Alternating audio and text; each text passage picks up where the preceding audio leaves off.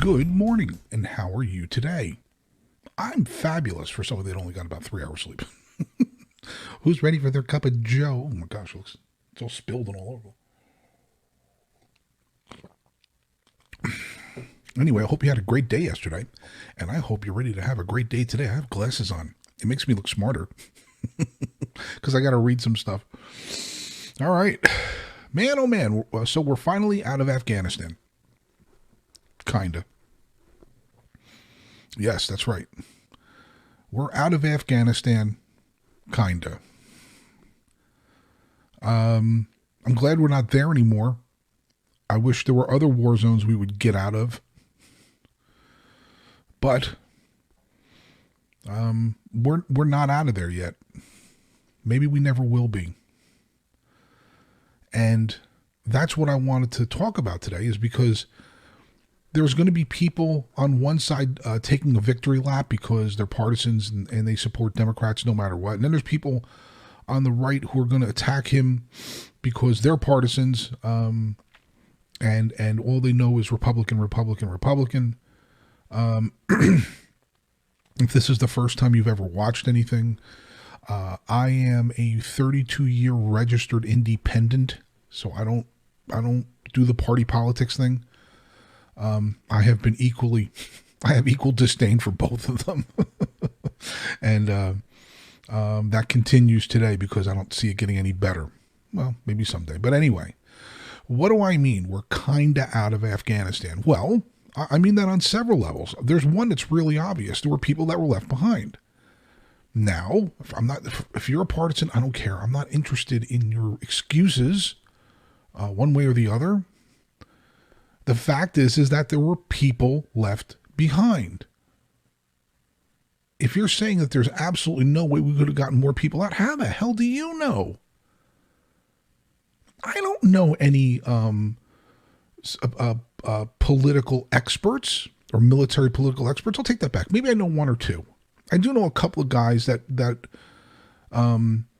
to pretty high ranks in the military. So excluding those couple of people, if you're a music teacher or a computer programmer or something else, how could you say you're an expert in this? I mean, you can have your opinions. I have my opinions. I'm certainly not an expert on this. I just have opinions and I have thoughts. You may differ. That's fine. That's how this country's supposed to work. But please, with this incessant defending of, well, this was inevitable. No, it wasn't. No, it wasn't inevitable. Because then you're saying that this was the best plan. If you're saying that this was the best plan, what hope do we have? I mean, you've got to be kidding me. You had individuals chartering flights around the State Department to get people out of there. One of them was Glenn Beck, and I'm going to mention him again. I give the cat a lot of credit. Like I said, I'm not really a big Glenn Beck guy, but I'll tell you, over 5,000 people saved, and he led the expedition to do it personally. Man, hats off to him. Where was Zuckerberg? All the money that cat has. Or Jack Dorsey from Twitter. These people are worth billions of dollars. Where the hell were they? I know what they were doing. They were keeping an eye on their fact checkers. Which is the stupidest thing in the world. Fact checkers. Oh my Lord. Anyway, I digress, as I often do. You don't know. When people say this, I shrug. I'm like, how do you know we couldn't have done better? We don't know what the number is either, but like, depending on where you go, if you go to Google, they're going to give you the best case scenario for the Democrats, as always. But it could be in the thousands. When you consider the people that helped us out there, it's definitely in the thousands. Now, I'm not saying Americans are in the thousands. That at least seems to be in the hundreds. But immediately, we just jump in front of whatever we need to jump in front of to protect our heroes, our political heroes. These people aren't heroes. Why do we elevate these clowns to that status? They're not heroes. They're just people. And sometimes amazingly unintelligent people. I'm sorry. I've been watching Biden for 40 years, 45 years. He's not a terribly intelligent guy. Now, is he learned in politics? Yeah. Does he have intelligence in certain areas when it comes to certain? Sure, of course he does. But as a human being, have you ever watched this guy? When was he ever right on foreign affairs? When? We're talking about not be trying to blame stuff on Trump, and maybe stuff is on Trump. I don't know. You don't know either. Okay, please. I don't know. I think it. I'm going to go down a rabbit hole here, but this guy was the vice president for 8 years under Obama. Where were they on the Afghanistan thing? Where was his speaking up? Nowhere. There's a videotape of him. Thomas Sowell was doing some sort of testimony way back. I want to say it's in the late 70s, early 80s, late 70s probably. Some sort of testimony in the Senate. And Biden's talking to him about something. You have to, I'll try and post the link. You've got to look at Sowell's face, looking at him like, I'm listening to the biggest idiot on the planet. Because Biden was trying to put himself on the same intellectual plane as Thomas Sowell. What? We're talking about a human being and a turnip when it comes to intelligence. Man, oh man! But you have no idea whether they could have done better. Please, or that this was inevitable. You don't know. Man, oh man! What else did we leave behind? Well, obviously we left materials behind. That was inevitable too. Okay, maybe, I don't know. And then all the people saying, well, they don't have the people to take care of the equipment. Who do you think's going to be knocking on their door, making them a deal? Hello, China. China at the door. Hello, it's the Russians at the door.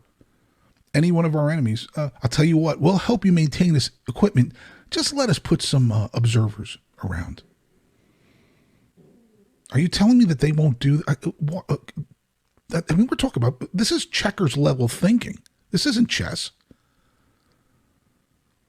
Are you going to tell me that the Chinese or the Russians or maybe other people don't have the intelligence, especially China, who's been stealing our property intellectually for decades? You're going to tell me they don't have this stuff? That they don't know how to fix wheels? Come on, man. Come on. Please. China at the door. Yes, can we help you? We'll help you maintain your shit. Just let us put some people around and we'll work with you against your old enemies. And if this is going to be, they're going to be making the deals with the Taliban, who we're supposed to trust now. Folks, come on. It's happened all through history. It's not going to happen now. Oh, man. Oh, man. So obviously we left materials, and there's a good chance someday a young American kid's going to catch a bullet from one of those. And it just makes you sick to your stomach. We're out of there, kind of. You know what else? It's not out of there. How about the spirits of the individuals that fought there? And I have no right to speak up about any of this because I never served. But I have to imagine, just based on what people have posted and what they've said, how gut-wrenching it is to see this happen. How this government let our military folks down again. The people, the boots, right? Suits versus boots. That's what I keep hearing. How the suits let these guys and gals down again. And it'll happen again. Come on. Come on. It will happen again. You know what else we're going to leave there? Probably confidence from our allies. Because watching this guy at the helm, ooh, they've got to be sitting there going, man. So this is what we got to look forward to for another 40-ish months. Okay, great. We're good. Everything's safe. France and England more efficient and more planned in getting people out of there than we were. It's just. Oh, by the way, CNN said that, not me. So don't get mad at me. I'm just, if we're going to sit here and parrot media, especially those dopes, what it has done, if you're not a partisan, the phrase I always say is get out of the matrix, get out of this left-right paradigm, and watch and observe from a different perspective. All you're seeing is the military complex decided, we're out of here. Fuck this. We've made our money. That's what I see. Too much shady information. It's not conjecture, and it's not conspiracy theory stuff. It's so weird when you think about it. And if you could really go nuts thinking about it, which I almost kind of did back last year, how we're being played. I don't know how else to put it. We're being played. I don't know, man. And you don't have to be an intellectual giant to see this stuff. You know, the greatest, and I'm going to leave with this last little bit.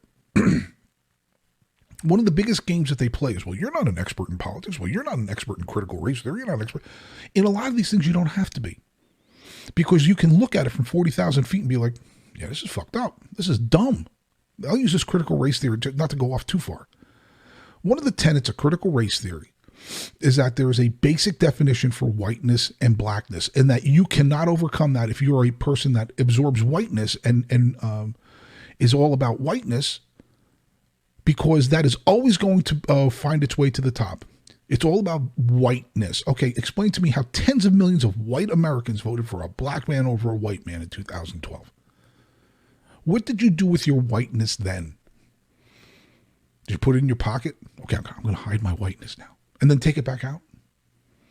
And if you could do it for that, why can't you do it for other things? That's why that whole thing is stupid. That's what I'm saying.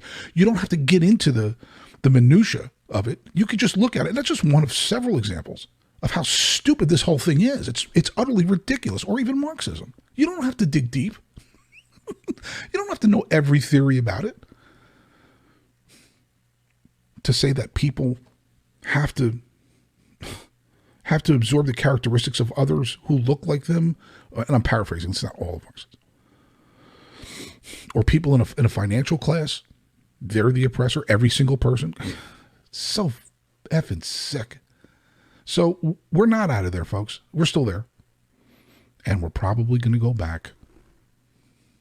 And that's what makes it so sad. We're going to do this again.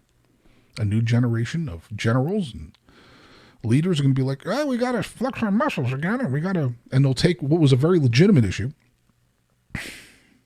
going into Afghanistan to oust the leaders who perpetuated 9/11 on us.